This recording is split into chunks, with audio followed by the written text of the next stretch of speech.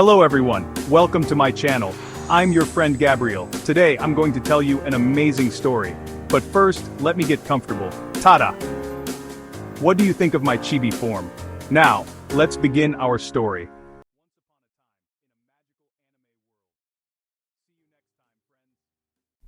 Imagine this, a group of friends, young, full of life. They were students mostly, from the Ural Polytechnic Institute in Russia. Smart kids, every one of them. They loved adventure. They craved the thrill of the wild. This wasn't just a casual hike for them. This was meant to be their ultimate challenge, a true test of their skills and endurance. Their leader? His name was Igor Dyatlov. He was only 23 years old, but don't let his age fool you. He was an experienced mountaineer, a seasoned skier, a tough, determined guy. He knew these formidable Ural Mountains, or at least he thought he did.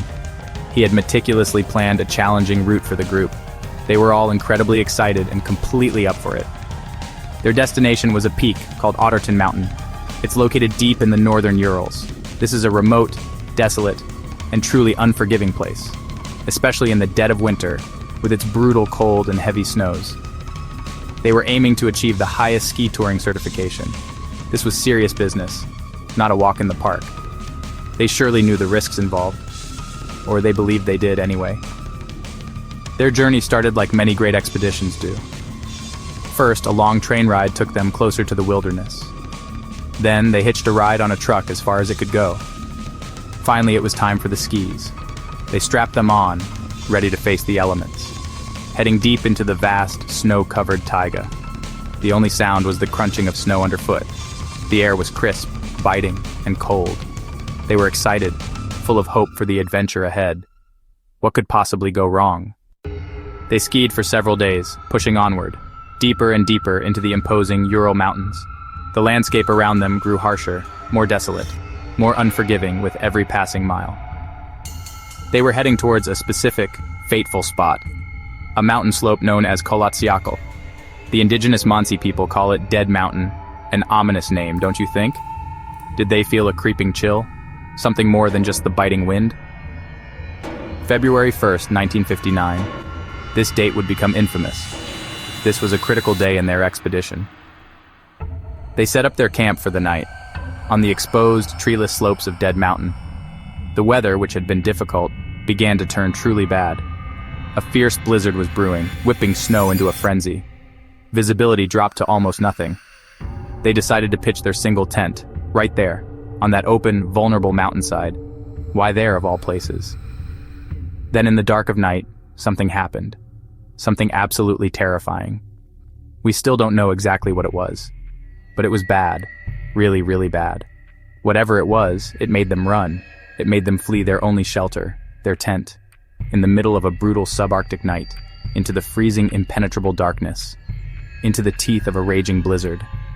What on earth could cause such overwhelming sheer panic? They were supposed to send a telegram, a message to their sports club.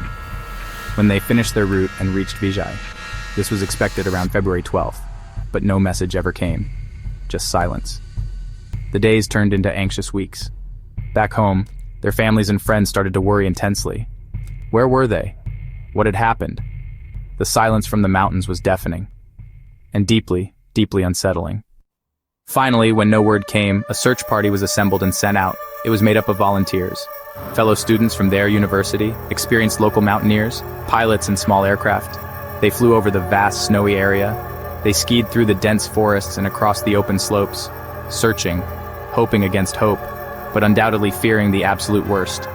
The landscape was immense, white, empty, so much snow, so much silence. Where do you even begin to look? On February 26th, after days of searching, they found it, the tent, or rather, what was left of it. It was badly damaged, partially collapsed and almost completely buried under heavy snow. But the strangest thing, the truly chilling detail, it had been cut open, slashed multiple times, from the inside, as if someone or something was absolutely desperate to escape in a hurry. But what were they escaping from? What horror lay outside? Inside the abandoned tent, things were mostly undisturbed, eerily preserved by the cold. Their belongings, their boots and shoes, their warm outer clothing, their food supplies, all inexplicably left behind. Why would anyone flee into a frozen wasteland without these essentials? Outside, the searchers found footprints, 9 sets of them. Some were barefoot prints, others just in socks, heading downhill away from the tent. No signs of a struggle at the tent itself. Just evidence of pure, unadulterated terror. The first bodies were found soon after, not far from the camp. 2 of them, Yuri Krivonishchenko and Yuri Doroshenko. They were discovered near the remains of a small, hastily built fire, underneath a tall, ancient cedar tree, almost a full mile away from the relative safety of the tent. They were dressed only in their underwear, in temperatures that plummeted far below freezing, around -25 to -30 degrees Celsius. Why? What happened to their warm clothes? More bodies were found over the following days and weeks. Some were located further down the slope from the cedar tree. Igor Dyatlov himself, the group's leader, Zina Kolmogorova, Rustem Slobodin. They seemed to be trying to make their way back, crawling desperately towards the abandoned tent, but they never made it. They succumbed to the brutal, unforgiving cold. But was it just the cold that claimed their lives? The evidence was starting to get strange. Then, the last 4 hikers. They were discovered much later in early May, only when the deep winter snow began to melt. They lay in a snowy den in a ravine, about 75 meters further into the woods than the cedar tree. Lyudmila Dubinina, Alexander Kolovatov, Nikolai Thibault-Brignol, Semyon Zolotaryov. These 4 hikers had sustained horrific, violent internal injuries, crushed ribs, severely fractured skulls. But perplexingly, they had almost no external wounds.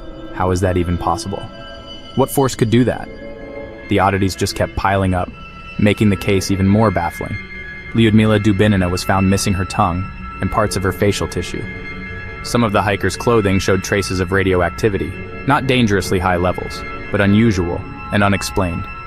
Some of the bodies were reported to have a strange orange-brown tan on their skin. The official cause of death for most was listed as hypothermia.